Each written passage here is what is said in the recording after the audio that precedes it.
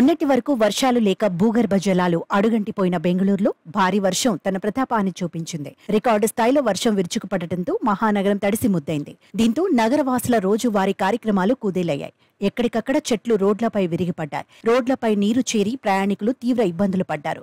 సాధారణ సమయాల్లోనే ముప్పతిప్పలు పెట్టే బెంగళూరు ట్రాఫిక్ ఈ భారీ వర్షంతో మరింత స్తంభించిపోయింది. బెంగళూరులో ఆదివారం ఒకే రోజు 111.1 మిల్లీమీటర్ల వర్షం కురిసిందని భారత వాతావరణ శాఖ అధికారులు సోమవారం వెల్లడించారు.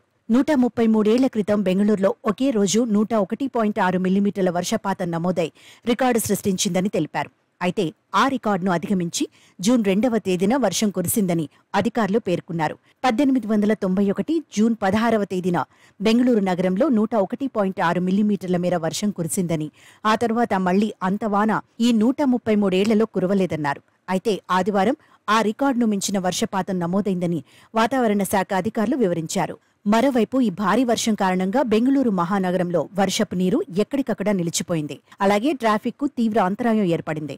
ఇక మహానగరంలోని Jayanagar, electronic city, Indiranagar, Frazer town తదితర ప్రాంతాలు వర్షపు నీటిలో మునిగిపోయాయి. ఇంకోవైపు భారీ వర్షం, ఈదురుగాలులకు వివిధ ప్రాంతాల్లోని భారీ వృక్షాలు నేలకొరిగాయి. అవి రహదారిపై నిలిపిన వాహనాలపై పడడంతో అవి పూర్తిగా ధ్వంసమయ్యాయి.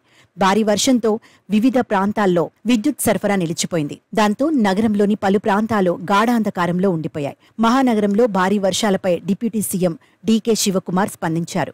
వర్ష ప్రభావిత ప్రాంతాల్లో త్వరలో పర్యటిస్తానని ఆయన పేర్కొన్నారు. అలాగే దీనిపై ఉన్నతాధికారులతో సమీక్షించనున్నట్టు తెలిపారు. భారీ వర్షాల కారణంగా బెంగళూరులో ఎల్లో అలర్ట్ను వాతావరణ శాఖ ప్రకటించింది.